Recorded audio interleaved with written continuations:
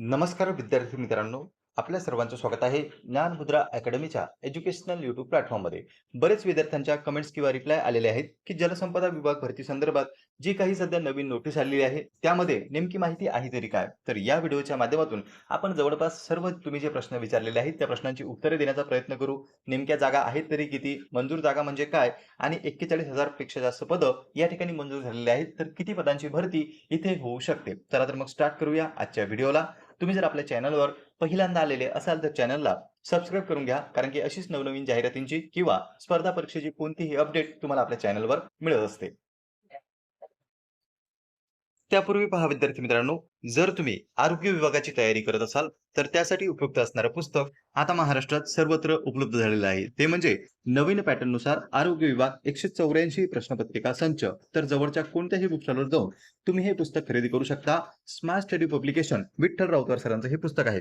यामध्ये तुम्हाला 2026 ते 2012 पर्यंत झालेल्या प्रश्नपत्रिकांचा समावेश मिळून जाईल आणि त्यासोबतच 16,000पेक्षा जास्त प्रश्न या पुस्तकामध्ये समाविष्ट आहेत. तर जवळच्या कोणत्याही बुक स्टॉलवर जाऊन हे पुस्तक खरेदी करा, किंवा या पुस्तकाविषयी जर तुम्हाला अधिक माहिती हवी असेल तर दिलेल्या नंबरवर सुद्धा तुम्ही कॉल करू शकता. तर पहा विद्यार्थी मित्रांनो, या ठिकाणी आता आपण त्या नोटीसवर आलेलो आहोत. 31 जुलै 2026 ची या ठिकाणी नोटीस काढण्यात आलेली आहे आणि टायटलच तुम्ही पाहू शकता. महाराष्ट्र शासन जलसंपदा विभाग मंत्रालय मदान कामा मार्ग, आणि त्यांचा ऍड्रेस सुद्धा दिलेला आहे. दिनांक देखील दिलेली आहे 31/7/2026, म्हणजे 31 जुलैची ही नोटीस आहे. यामध्ये तातडीची आहे. पुनर्रचना आपल्याला कॉलममध्ये दिसते आणि कोणाला पाठवण्यात आलेला आहे तर सहसचिव प्रशासन जलसंपदा विभाग मंत्रालय, त्यानंतर सहसचिव आस्थापना जलसंपदा विभाग मंत्रालय, त्यानंतर उपसचिव सेवा जलसंपदा विभाग मंत्रालय. म्हणजे जवळपास जलसंपदा विभागाला ही नोटीस पाठवण्यात आलेली आहे आणि त्यांच्या वतीने ही या ठिकाणी आपल्याला काढलेली दिसते. विषय काय आहे तर मंजूर पदांच्या तुलनेत कार्यरत पदांची अद्ययावत माहिती सादर करण्याबाबत. म्हणजे पहा विद्यार्थी मित्रांनो, या ठिकाणी आपण जर पदभरती पाहिली, पदांचा जर विचार केला म्हणजे पोस्ट ज्याला आपण म्हणत असतो, तर त्यामध्ये 3 प्रकार आपल्याला दिसतात. सर्वात पहिले असतं म्हणजे 3 कॉलम आहेत. या ठिकाणी पहा, 3 कॉलम जर आपण पाहिले तर सगळ्यात पहिलं असतं मंजूर पदे, त्यानंतर असतं भरलेली पदे आणि सर्वात शेवटी असतं रिक्त पदे. म्हणजे 3 प्रकार इथे आपल्याला दिसतात.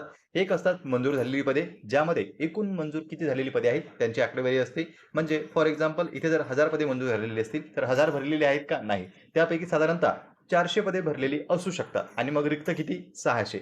सध्या यांनी कोणती माहिती मागवली तर यांनी यामध्ये जे काही मंजूर पदे आहेत त्यांचा आकडा तर दिलाच, पण त्यासोबत भरलेली पदे आणि रिक्त पदांची माहिती मागवलेली आहे. आपली जी काही जाहिरात येणार आहे, म्हणजे आपण स्पर्धा परीक्षेची तयारी करतो आणि भरतीची वाट पाहतो. आपल्यासाठी कोणती पदे महत्त्वाची असतात? एक, मंजूर झालेली पदे तर महत्त्वाची आहेतच. त्यानंतर भरलेली पदे, पण सर्वात महत्त्वाची आहे ती म्हणजे रिक्त असणारी पदे. जी काही सरकार जाहिरात काढते किंवा शासन जाहिरात प्रसिद्ध करत असते, ती जेवढे काही रिक्त पदे आहेत त्यामधूनच केल्या जाते. म्हणून आपल्यासाठी सर्वात इम्पॉर्टंट ठरतात ते म्हणजे रिक्त असलेली पदे. त्यामधूनच आपल्याला जाहिरात दिसेल. तर पहा इथे त्यांनी काय सांगितलंय, विभागाच्या अधीनस्थ क्षेत्रीय कार्यालयांकरिता आकृतीबंध निश्चित करण्याची कार्यवाही अंतिम टप्प्यात आहे. सुरुवातीला जाहिरात यायच्या अगोदर आकृतीबंध तयार केला जात असतो. आकृतीबंधामध्ये स्पष्टीकरणासहित दिलेलं असतं की नेमकं कोणत्या पदाच्या किती जागा रिक्त आहेत. त्यामध्ये 3 कॉलम असतात. एक असतात मंजूर पदे, दुसरं असतं भरलेली पदे आणि सर्वात महत्त्वाचा कॉलम तो म्हणजे रिक्त पदे. रिक्त पदांमधूनच या ठिकाणी आपल्याला जाहिरात दिसत असते. तर जो काही आकृतीबंध तयार करण्याची कार्यवाही सुरू आहे ती आता सध्या अंतिम टप्प्यामध्ये या ठिकाणी आहे आणि वित्त विभागाच्या निर्देशानुसार विभागाचा सुधारित आकृतीबंध प्रस्तावात मंजूर पदांच्या तुलनेत कार्यरत पदांची अचूक माहिती प्राप्त होणे आवश्यक आहे. त्या अनुषंगाने आपल्या अधीनस्थ सर्व क्षेत्रीय आस्थापना कार्यासनाकडील सर्व संवर्गाच्या पदांची मंजूर पदांच्या तुलनेत कार्यरत व रिक्त पदांची अचूक माहिती तात्काळ सोबत तक्त्यात दर्शवल्याप्रमाणे या कार्यासनास सादर करण्यात यावी. सदर माहिती उच्चस्तरीय सचिव समितीसमोर सादर करावयाची असल्याने माहितीच्या अचूकतेची जबाबदारी ही सर्वस्व संबंधित कार्यासनांची राहील. या ठिकाणी पहा विद्यार्थी मित्रांनो, तातडीने आपल्याला नोटीस काढलेली दिसते आणि या नोटीसमध्ये मंजूर पदे किती आहे ते तर ऑलरेडी आकडा डिक्लेअर आहे, पण त्यासोबतच त्यांना काय पाठवायचं आहे? कार्यरत पदे आणि रिक्त पदे. कार्यरत पदे जर माहिती असली तर ऑटोमॅटिक रिक्त पदांचा आकडा या ठिकाणी निघत असतो. आणि बाजूला आहेत पोस्ट. यामध्ये तुम्ही पाहू शकता महासंचालक आहे, कार्यकारी संचालक आहे, मुख्य अभियंता आहे. त्यानंतर खाली जर तुम्ही पोस्ट पाहिलं तर वैज्ञानिक संशोधन अधिकारी आहे. आता बरेच विद्यार्थी विचारतात की नेमकं कोणत्या पदांची जाहिरात येऊ शकते. तर या रकान्यामध्ये तुम्ही पाहू शकता की पदांची नावं आहेत. एकूण पदे जर आपण पाहिली तर सहाय्यक लेखाधिकारी पासून, शाखा अभियंतापासून, कनिष्ठ अभियंतापासून, संशोधक सहाय्यक आहे, अधीक्षक आहे, परिसेविका आहे, परिचारिका आहे. म्हणजे टोटल जर आपण या जलसंपदा विभागाचा आकृतीबंध पाहिला तर त्यामध्ये 115 संवर्ग आपल्याला या ठिकाणी दिसतात. म्हणजे एक सुरुवातीला पाहिला आपण क्लास 1च्या पोस्टपासून तर क्लास 4च्या पोस्टपर्यंत या ठिकाणी आपल्याला 115 संवर्ग दिसतात आणि त्यांची मंजूर पदे किती आहेत तर प्रत्येकाची मंजूर पदे सुद्धा यामध्ये मेन्शन केलेली दिसतात. टोटल जर आपण अ ब क ड म्हणजे क्लास 1 पासून ते क्लास डी पर्यंत म्हणजे ए बी सी डी अ ब क ड चारही वर्ग जर आपण पाहिले तर 41,366 पदे या ठिकाणी मंजूर आहेत. गट ड चे किती आहेत त्यापैकी 8,671 आणि गट क ची जर आपण पाहिली कारण की आगामी काळात जी काही जाहिरात येऊ शकते ती गट क आणि गट ड या 2 संवर्गांसाठी येण्याची शक्यता आहे. गट क जर तुम्ही पाहिलं तर 23,780 इत्यादी पदे मंजूर आहेत. रिक्त पदे नाहीत, ही मंजूर पदे आहेत. गट क ची किती मंजूर पदे आहेत 23,780 आणि त्यासोबतच गट ड ची जर आपण पाहिलं तर 8,671 अशा पद्धतीचे पदे आपल्याला या ठिकाणी दिसतात. म्हणजे 30-31 हजारांपेक्षा जास्त पदं या ठिकाणी गट क आणि गट ड ची मंजूर आहेत.